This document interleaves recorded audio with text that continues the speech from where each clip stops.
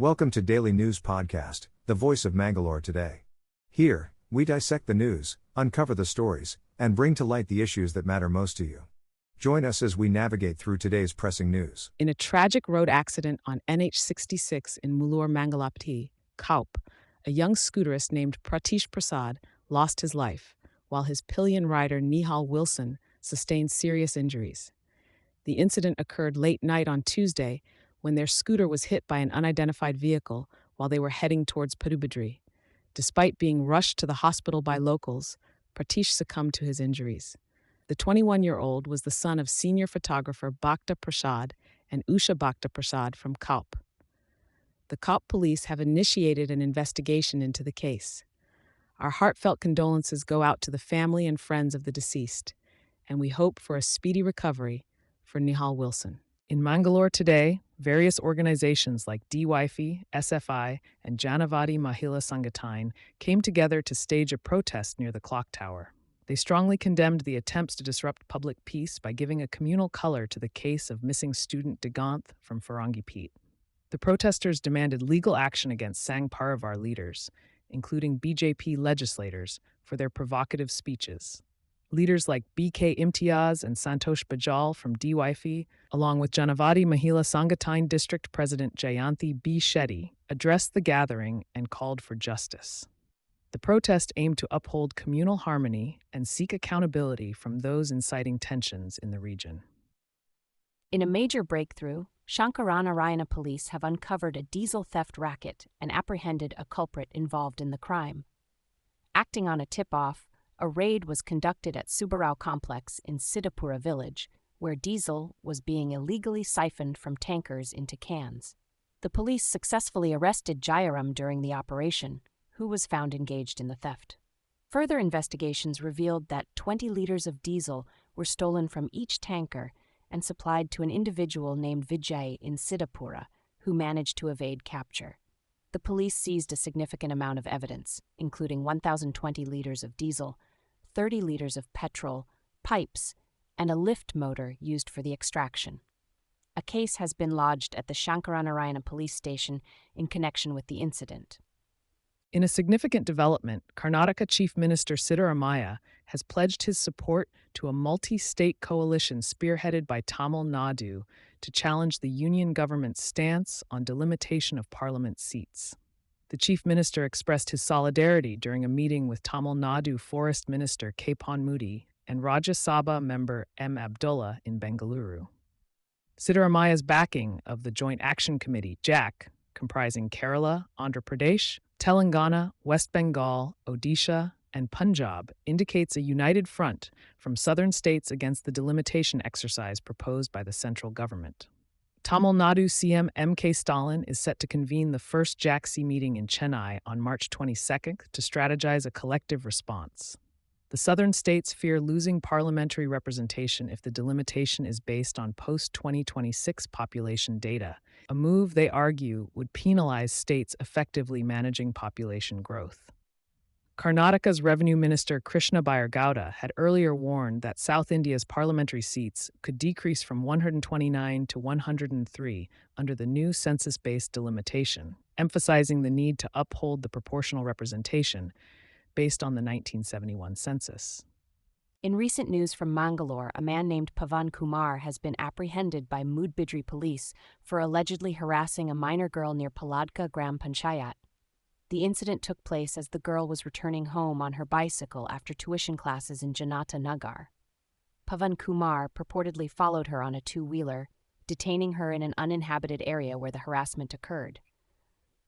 Fortunately, the girl escaped and sought refuge at home, while the accused absconded. The police, led by Inspector Sandesh PG, arrested Pavan Kumar near Alangar with the help of Crime Division personnel. A case has been filed against the accused under the POSO Act. A tragic incident unfolded in Uppinangadi as the body of a young man, identified as Gagan Raj Shetty, was discovered in the Netravati River. Gagan Raj Shetty, a 20-year-old auto rickshaw driver from Anjaramane in Golathotu village, had gone missing since Monday night after informing his family about a ride to Nelyadi. his disappearance led to a search operation, which ended tragically when his body was found floating in the river near the Netravati Bridge. The authorities, led by Upanangadi Sub-Inspector Avinash, are currently investigating the circumstances surrounding this untimely demise. Our thoughts and prayers are with the family and loved ones of Gaganraj Shetty during this difficult time. In a distressing incident in Prantya village near Ladi, Mudbidri, a 57-year-old man named Prakash from Ajankalu has been apprehended for the alleged sexual assault of a minor girl. The accused faces charges under the POSO Act after the victim's parents lodged a complaint. They revealed that Prakash would visit the girl's residence when her family members were away, leading to repeated incidents of assault over the past year. The authorities have initiated an investigation into this harrowing case to ensure justice for the victim and her family. In a devastating turn of events, a large wildfire has ravaged thousands of acres in the lower region of Netravati Peak near Beltangadi for the past few days. The fire, which started accidentally near Godown Hill in Dedupe, quickly spread to government forest areas, destroying vegetation and posing a threat to nearby homes.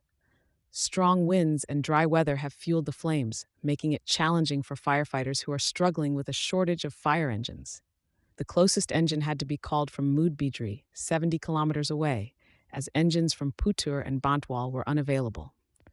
As efforts continue to contain the blaze, another fire has been reported near Ujire Dharmasthala Road, intensifying concerns. In a separate incident, miscreants allegedly set fire to the Kalenjamal Reserve Forest near Vital, further adding to the woes. Despite the efforts of firefighters and local volunteers, the fire remains uncontained, leaving residents on edge. In Mangalore today, train services were disrupted due to a point failure at Mangalore Central Railway Station. The Mangalore-Chennai Superfast Express and the Mangalore-Kannur passenger train faced delays of an hour and a half. Furthermore, the Maveli Express and Malabar Express were set back by 2 hours each. As of 8 p.m., these trains were still at a standstill. Fortunately, railway officials have now rectified the issue, working to ensure smoother journeys for passengers ahead. In a recent development, the Railway Ministry has revealed that several important railway projects in Kerala are facing delays due to issues with land acquisition. Despite increased fund allocation, only 13% of the required 476 hectares of land has been acquired for various projects in the state. The ministry emphasized that the timely completion of these projects is crucial and depends on the support of the Kerala government. The Angamali-Sabarimala Railway project, in particular, has been stalled due to protests, court cases, and inadequate support from the state government. The estimated cost of the project is Rs 3,801 crore, with the Kerala Rail Development Corporation (LITD) awaiting the state government's unconditional consent for cost sharing. The ministry highlighted that several other projects, including the Ernakulam-Kumbalam patch doubling and Trivandrum-Kanyakumari doubling, are also impacted by delays in land acquisition. The government is urging the state of Kerala to expedite the land acquisition process to ensure the timely completion of these vital infrastructure projects.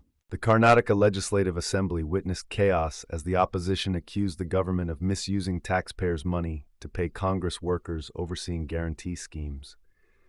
The heated debate led to the proceedings being disrupted for the entire day. Opposition MLA M.T. Krishnappa raised concerns over the remuneration of committee members, sparking a fierce exchange between parties. Home Minister G. Parameshwara assured the matter would be discussed in the cabinet meeting. The opposition demanded the committees be dissolved, arguing that elected MLAs should have oversight. Tensions escalated as leaders traded accusations, leading to multiple adjournments. The BJP announced plans for protests, alleging favoritism towards Congress workers.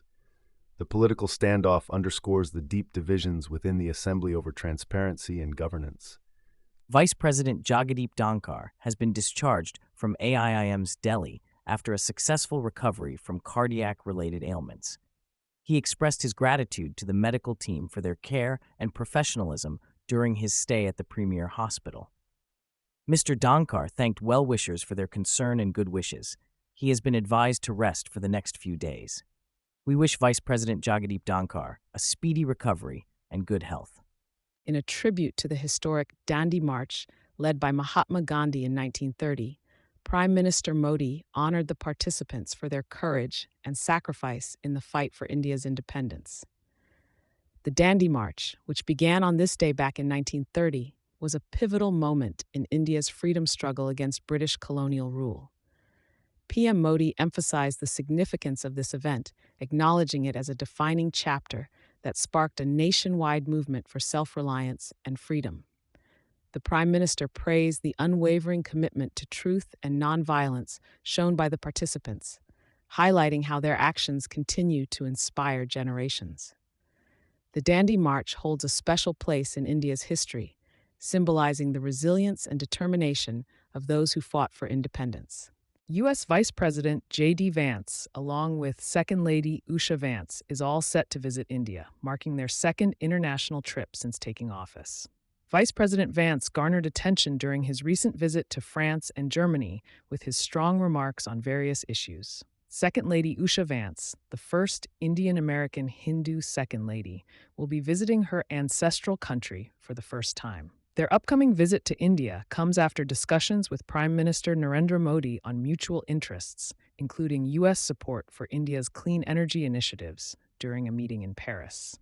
Stay tuned, as Mangalore Today brings you more updates on their visit to India. In breaking news from Mangalore Today, over 150 hostages have been successfully rescued after armed rebels hijacked a train in Pakistan's Balochistan region. Reports indicate that at least 27 rebels were killed in a firefight with security forces. The rescued passengers, including women and children, were taken to a makeshift hospital in the town of Mak. The violent confrontation between the rebels and Pakistani forces continued overnight, with some hostages still on board the train. The Balochistan Liberation Army, BLA, has denied suffering casualties and claimed to have killed soldiers. The BLA demanded the release of Baloch political prisoners and missing persons within 48 hours. Emergency desks have been set up at railway stations to assist relatives of the hostages. Pakistani Prime Minister Shehbaz Sharif has strongly condemned the attack and vowed to continue the fight against terrorism in the country. Stay tuned for more updates on this developing story. As we close today's session, our thanks go out to you, our viewers. For further reading and the latest news, be sure to visit mangaloretoday.com. And, for your daily dose of news, hit the subscribe button. Thank you for choosing Mangalore Today. Goodbye.